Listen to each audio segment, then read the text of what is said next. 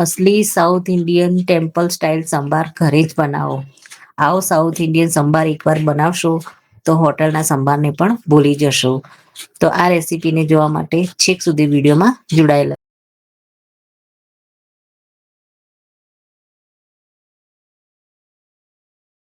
नमस्ते मित्रों, स्वागत है तमारू मारा आजना नवा विडियो में। मित्रों, आज આપણે બનાવીશું દક્ષિણ ભારતના મંદિરોમાં ટ્રેડિશનલ રીતે બનતું સાંભાર। તો એના માટે આપણે 2 ચમચી જેટલા ચોખા લીધા છે। તુવેરની દાળ આપણે 1.5 ચમચી લીધી છે। ચણાની દાળ આપણે 2 ચમચી લઈશું। 2 ચમચી આપણે અડદની દાળ લઈશું। ટોપરાનું છીણ લઈશું। મેથી દાણા લઈશું। આખા મરચાં અને જીરું લઈશું। ટ્રેડિશનલ રીતે આને આપણે કોપરેલમાં થોડી શેકવાની હોય છે। તો આપણે આ બધાને કોપરેલમાં શેકી અને કુકિંગ ઓઇલ જે કોપરેલ આવે છે એમાં આપણે શેકી અને આની આપણે પેસ્ટ રેડી કરવાની છે। તો શેકવાની આપણે તૈયારી કરી લઈએ। મિત્રો, સૌથી પહેલાં તો આપણે મેથી એડ કરીશું। મેથીને આપણે થોડી શેકાવા દઈશું। મેથીને થોડી શેકાતા વાર લાગે છે એટલે સૌથી પહેલાં મેથી એડ કરીશું। ત્યારબાદ આપણે ચણાની દાળ, તુવેરની દાળ અને અડદની દાળ આપણે આની અંદર એડ કરી દઈશું।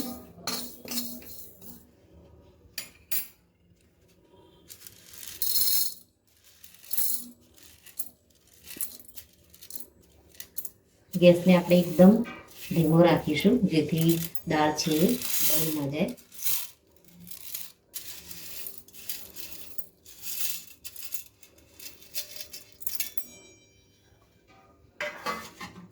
વચ્ચે વચ્ચે આપણે ચલાવ કરીશું।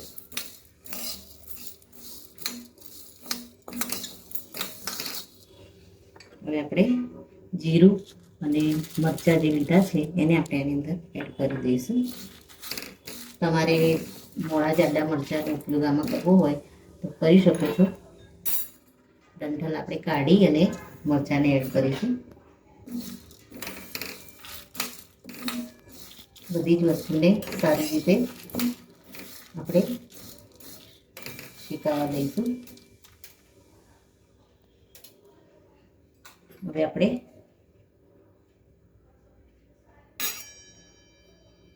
કોકોનટ ઓઇલ આપણે થોડું એડ કરી દઈશું।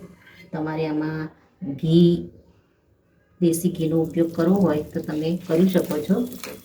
આપણે ટ્રેડિશનલ રીતે બનાવીશું તો આમાં કોકોનટ ઓઇલનો ઉપયોગ કરીશું આને શેકવામાં અને સુગંધ ખૂબ જ સારી આવે છે અને એકદમ ટેસ્ટ પણ ટ્રેડિશનલ પકવાન છે। બધી જ વસ્તુને આપણે એકદમ લાલ નહીં કરીએ, ખાલી થોડીક શેકવાની છે। ત્યારબાદ આપણે 2 વાટકી જેટલા ચોખા લીધા છે એને આપણે આની અંદર એડ કરી દઈશું। મિત્રો, આમ તો આપણે સાંભાર બનાવીએ ત્યારે એમાં ચોખાનો ઉપયોગ નથી કરતા, પણ આ એક સિક્રેટ રેસીપી છે તો એમાં ચોખાનો ઉપયોગ થાય છે। તો એમાં આપણે 2 વાટકી જેટલા 2 ચમચી જેટલા ચોખા એડ કરીશું। ધીમા તાપે આપણે આને સારી રીતે શેકીશું। આપણે એમાં લીમડાના પાન એડ કરી દઈશું।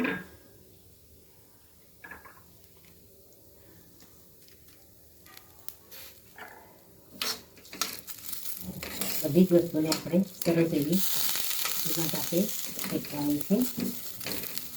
થોડી સુગંધ આવવા લાગે શેકાવાની ત્યાં સુધી આપણે આને શેકવાની છે।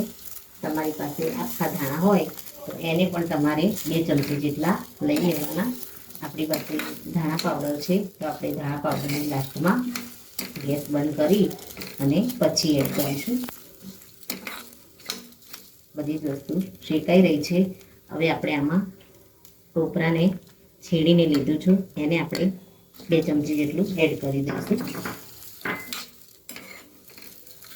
મિત્રો, મસાલાને શેકાવાની સરસ એવી સુગંધ આવી રહી છે। ધીમા તાપે જ આપણે જાડા તળિયાવાળું વાસણ લઈ અને મસાલાને શેકવાના છે।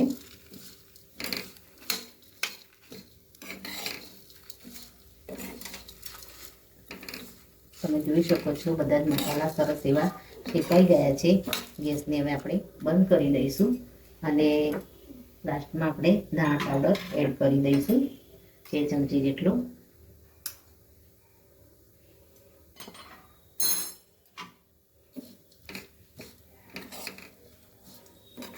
ગેસને બંધ રાખી અને આપણે ચમચાથી સારી રીતે ચલાવી લઈશું અને આને ઠંડુ કરી લઈશું. ત્યારબાદ ઠંડુ કરવા માટે આપણે થોડું એમાં પાણી એડ કરીશું, જેથી કુકિંગ પ્રોસેસ પણ અટકી જાય અને થઈ જાય. આપણે ઠંડુ થવા દઈશું. બરાબર પ્રોપર ઠંડુ થઈ જાય એટલે આપણે આને પીસી લઈશું. પાણીનો ઉપયોગ થોડો કરીશું અને એકદમ સરસ એવી ગાઢી પેસ્ટ બનાવી લઈશું.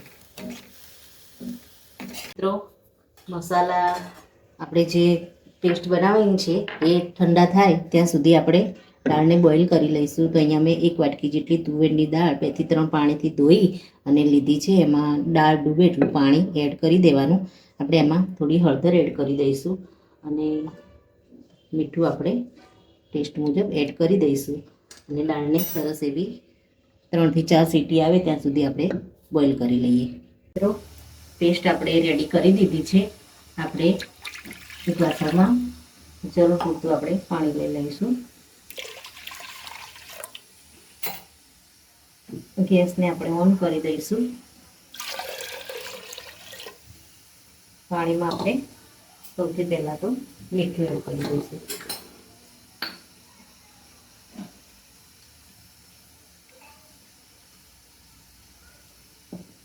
ત્યારબાદ થોડી આપણે હળદર એડ કરી દઈશું.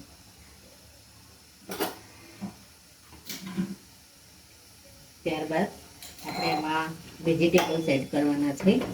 તો સૌથી પહેલાં તો આપણે સરગવાને કટિંગ કરીને લીધો છે, એને આપણે એડ કરી દઈશું. બટેકા આપણે મીડિયમ સાઈઝના 2 મોટા જ કટ કરીને લીધા છે, એને પણ આપણે આની અંદર એડ કરી દઈશું.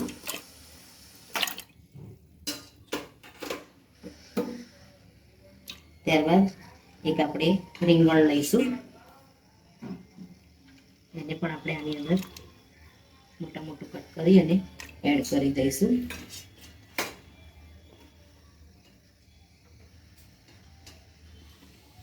જરૂર પૂરતું આપણે પાણી એડ કરી અને આને એક બોઇલ આવવા દઈશું.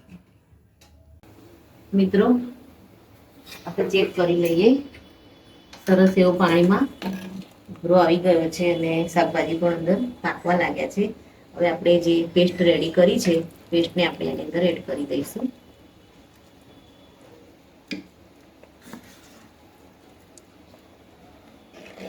પેસ્ટ થોડી વધારે લાગે તો તમારે માપની એડ કરવાની એની અંદર.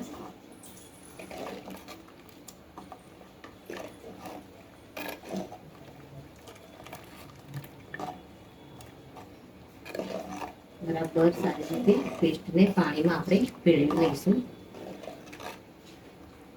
હવે આપણે 1 વાટકી જેટલો આંબલીનો પલ્પ રેડી કર્યો છે, એને આપણે આંબલીને પલાળી અને રાખી હતી એને આપણે એની અંદર એડ કરી દઈશું. ત્યારબાદ બોઇલ કરેલી આપણે દાળ આપણે એની અંદર એડ કરી દઈશું.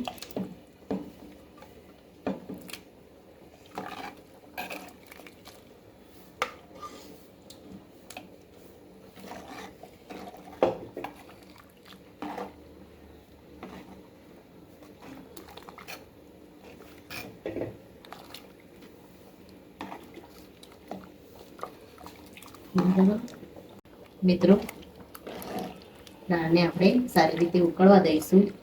હવે આપણે એક વઘારની તૈયારી કરીશું ઉપર એડ કરવા માટે. મિત્રો, આપણે સાંભાર ઉપર વઘાર એડ કરવાનો છે. તો વઘાર માટે આપણે કોપરેલ લઈશું.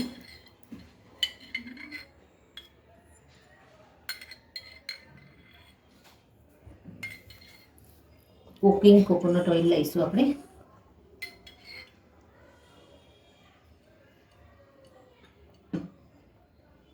તેલને આપણે ગરમ થવા દઈશું. ગરમ થાય એટલે આપણે એમાં રાઈ એડ કરી દઈશું. રાઈને કોકોનટ ઓઇલમાં થોડી ચટકવા દઈશું. મિત્રો, રાઈ સરસ એવી ચટકી ગઈ છે. આપણે લીમડો અને મરચાં એડ કરી દઈશું.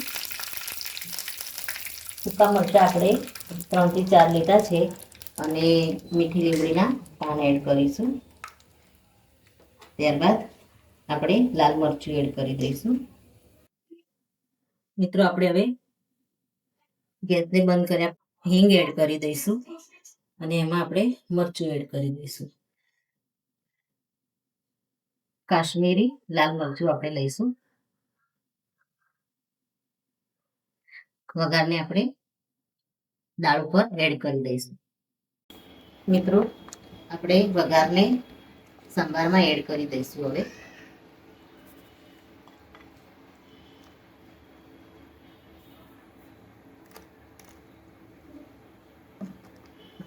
ધીમા તાપે આપણે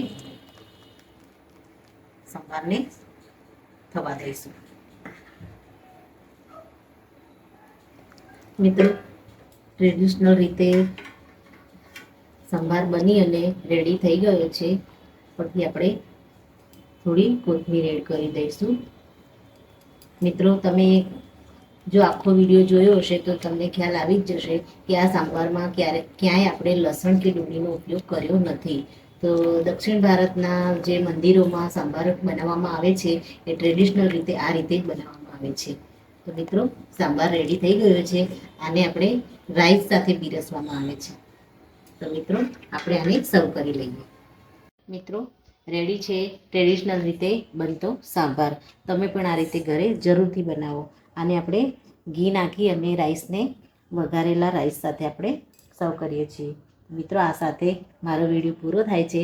જો મારો આ વિડીયો તમને ગમ્યો હોય તો લાઇક, શેર અને સબસ્ક્રાઈબ કરવાનું ભૂલશો નહીં અને કોમેન્ટમાં જરૂરથી લખો કે મારી આ રેસીપી તમને કેવી લાગી. ફરી મળીએ નવા વિડીયોમાં. ત્યાં સુધી આવજો. Thank you.